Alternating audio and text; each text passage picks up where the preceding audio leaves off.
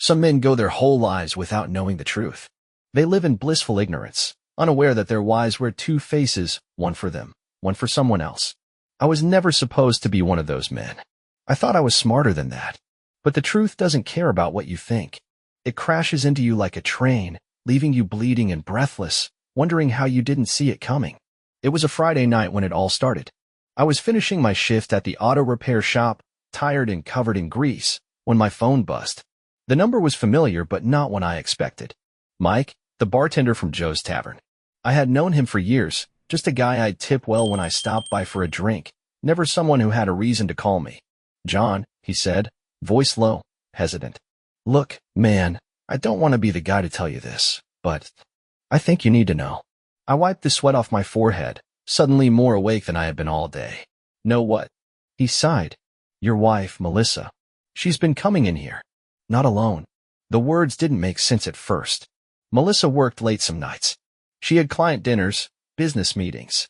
But as I stood there, phone pressed against my ear, something in my gut twisted. "How often?" I asked, my voice calm in a way that didn't match the storm inside me. "Couple times a week," Mike said. "Always with the same guy. Younger than you, well-dressed, real confident. They sit in the corner booth, always real close, real, intimate." A cold wave washed over me. "You sure it's her?" "I wouldn't be calling if I wasn't." I thanked him and hung up. Then I just stood there, staring at nothing. The shop around me, the sound of tools clinking, the smell of oil and metal, it all felt distant, like I had stepped into some alternate version of my life where nothing made sense. I forced myself to think logically. I needed proof. I wasn't going to confront her with a bartender's word. I needed to see it for myself. So I set a trap. The next time she told me she had to work late, I played along. I kissed her goodbye, told her not to wait up, and then followed her. I parked a block away from Joe's Tavern, heart hammering against my ribs as I walked toward the entrance. Inside, the place was dimly lit, packed with the usual Friday night crowd. My eyes scanned the room, and then I saw them. Melissa, sitting in the corner booth, leaning in close to a man I had never seen before. He was younger than me, just like Mike had said. Expensive watch, slick smile, the kind of guy who walked into a room expecting to be noticed. And Melissa, my wife, was looking at him like he was the only man in the world. Something inside me snapped. I didn't stop to think. I didn't weigh the consequences. I moved. The next few seconds were a blur. One moment, I was walking toward them. The next, I was flipping their table over, sending glasses, plates, and a half-empty bottle of whiskey crashing to the floor. The entire bar went silent. Melissa gasped, scrambling backward, eyes wide with horror.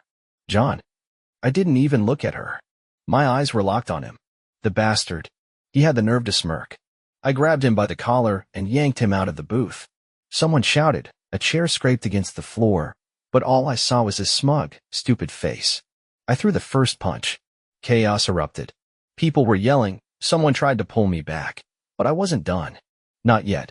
I landed another punch, sending him crashing into a table, knocking over drinks, scattering chips and cards from a late-night poker game.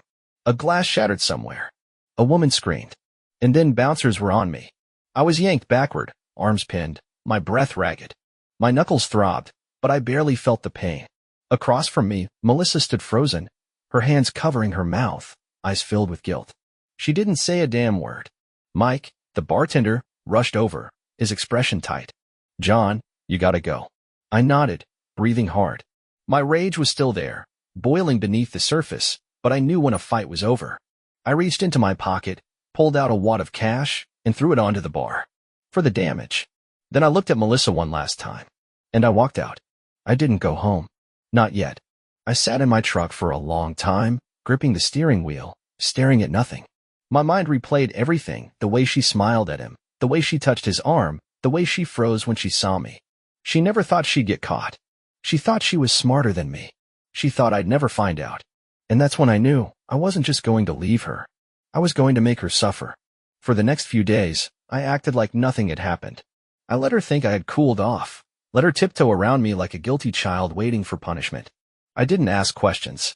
I didn't demand explanations. Instead, I planned. I went through our finances. She depended on me more than she realized. I went through her phone while she slept. She wasn't just seeing him at the bar, she was seeing him at hotels. And then, When I had everything I needed, I made my move.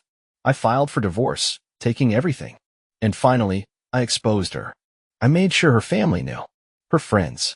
Everyone who thought she was this devoted, loving wife. By the time I was done, she had nothing. Melissa came home one evening, pale and shaking. "John, what did you do?" I leaned back in my chair, arms crossed. "Something wrong, sweetheart?" She dropped her bag, hands trembling. "I lost my job. My friends won't talk to me. My parents won't even return my calls." "What the hell did you do?" I smiled. "I made sure you got what you deserved." Tears welled in her eyes. "I'm sorry, okay? I messed up.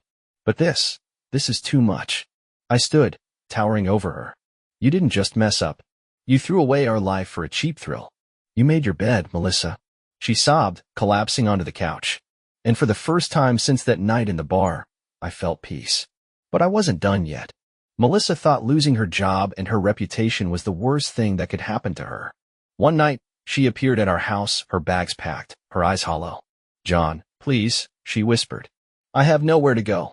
I looked at her, at the woman who had once been my everything. Now, she was nothing. I stepped aside, just enough for her to see inside, to see the suitcases by the door. Mine. Her breath hitched. "You're leaving." I smiled. "No, Melissa. You are." Her knees buckled. "Where am I supposed to go?" I shrugged. "Not my problem." Tears streamed down her face, her hands shaking as she reached for me. "John, I love you." I took a step back. "No, Melissa. You loved lying. You loved sneaking around. You never loved me." She broke, sobbing, collapsing to the floor. And I walked out the door, never looking back. Thank you for listening to the story to the end. Please like, share your thoughts, and subscribe to the channel.